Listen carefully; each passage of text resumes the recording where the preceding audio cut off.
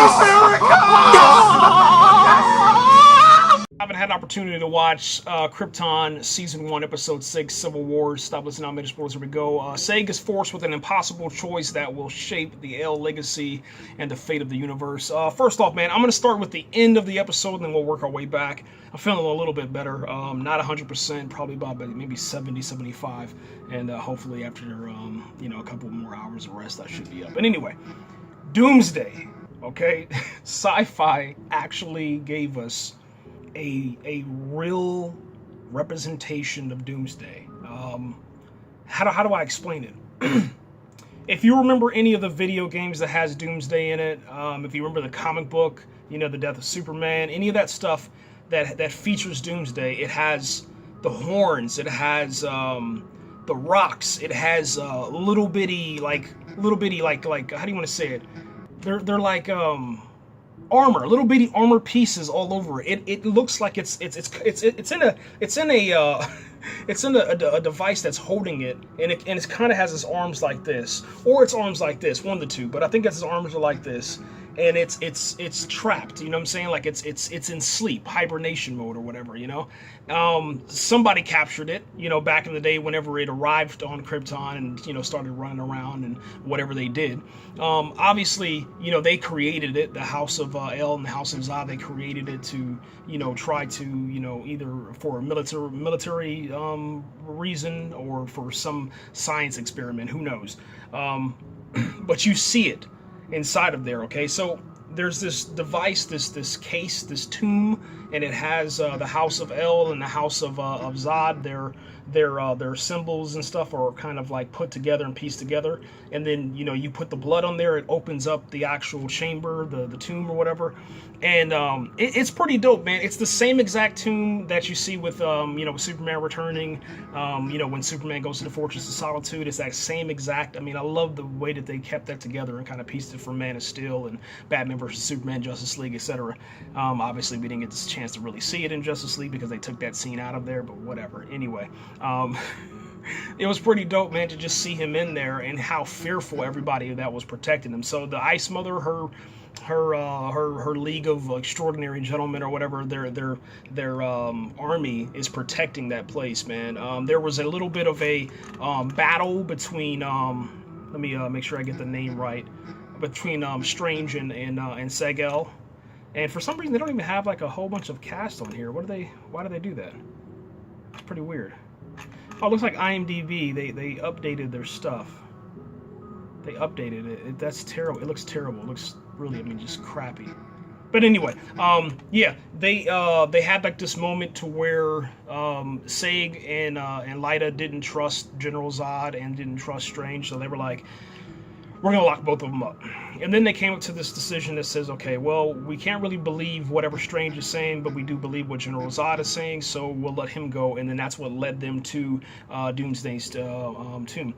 The way that the trailer set up this episode, you kind of felt like we were going to see Doomsday. I really honestly, I thought that we were going to see the creation of Doomsday, like in this pod or something like that, and then that was going to get released, and then, later on, season 2 or something like that, we'd face it again or something. But I didn't know that we were going to actually get to see a full, created, designed Doomsday, and it was actually fearful, man, because Smallville's Doomsday is the only other live action that we've been able to see besides the movie version. But I'm talking about as far as for TV, this is the second time that we've seen him in live action for television, and it's pretty crazy because I'm pretty sure that was CGI. But it looked so real. It looked like a comic book page, and I really just loved how they did that.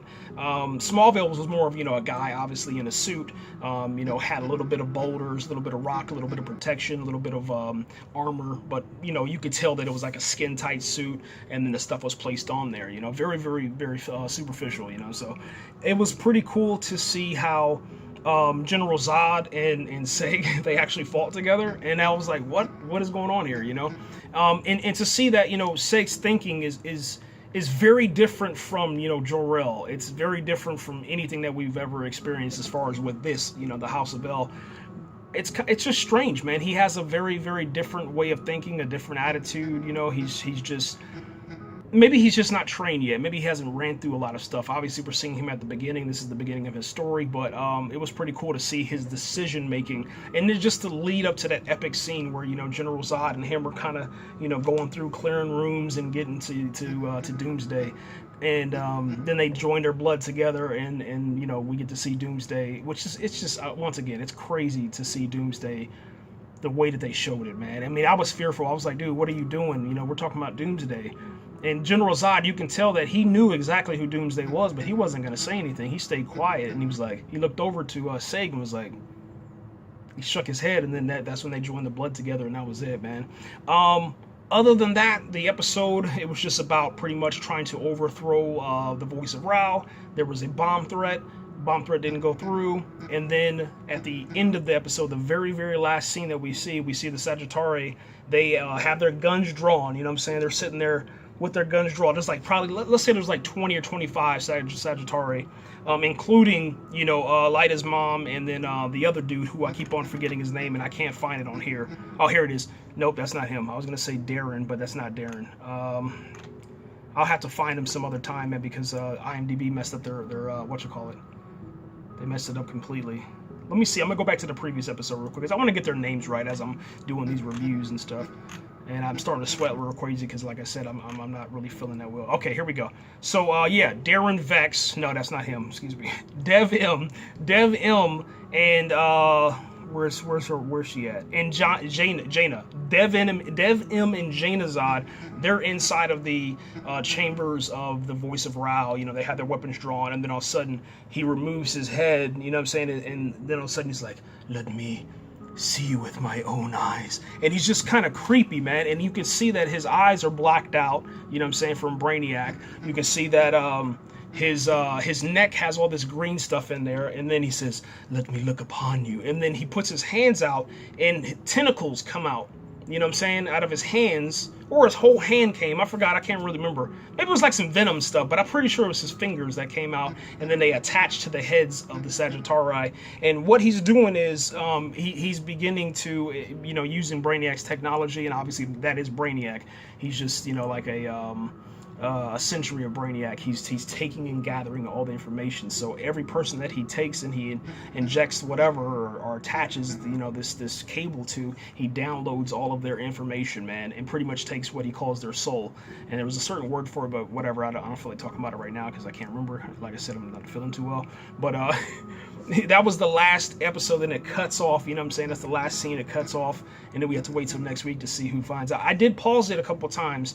It's not Jaina, and it's not Dev. Those two, it went around. It went around Dev, you know what I'm saying, and hit the other dude, and then it went around to the other side, and then Jaina was able to get out of the way also. So there's no threat to those characters and nothing like that, but you do feel at the end of the episode that one of them got hit. So that's pretty cool, man. Other than that, trying to think if there's anything else that I missed or anything. There was a couple of nods to comic book things from Superman, you know, like a spider they were talking about. Everybody knows what they're talking about when they say that. A couple of other DC items. They were talking about different locations. Kandor. Let me see what else. What is it called? There's another Metropolis, but it's not. It's I forgot the name of it. No. Anyway, you know what I'm talking about. I forgot what he said, but anyway, he did mention that, and I didn't write any notes and stuff. I didn't write anything down for this one, but I did notice that he said that name, and that name is from the actual comic book, the Krypton comic book that we're all used to, man. That's pretty much it, guys. I'm out of here, man. And tonight obviously is Avengers: Infinity War. It is online, but no spoilers. I'm not going to say anything, but as soon as I finish with that tonight, I will come home, and I'm actually going to go live and talk about Avengers and just get it out the way. I'll probably talk about it if it's a good... No, I don't want to... No, let me not say that. Let me not say that. No, I'm not going to say it. I'm out of here, guys. That's it. America! Oh, wow! If you haven't had an opportunity to watch, what have we been talking about? Jeez Louise. If you haven't had an opportunity to watch Krypton Season 1, Episode 5, House of Zod, stop listening now, middle spoilers, here we go. I gotta make this really, really quick, guys. I'm just not feeling well. I don't know when I'll feel better, but it just hasn't, man, and it's been like this for a week, man. So, just real quick, man, a really, really nice episode. Had an opportunity to watch Krypton Season 1, Episode 5, House of Zod. Stop listening now, major spoilers, here we go. I'll make this real quick because I'm just not feeling well, and I do apologize, guys, but it is what it is, man. If you haven't had an opportunity to watch Krypton Season 1, Episode 5, House of Zod, stop listening now, major spoilers, here we go.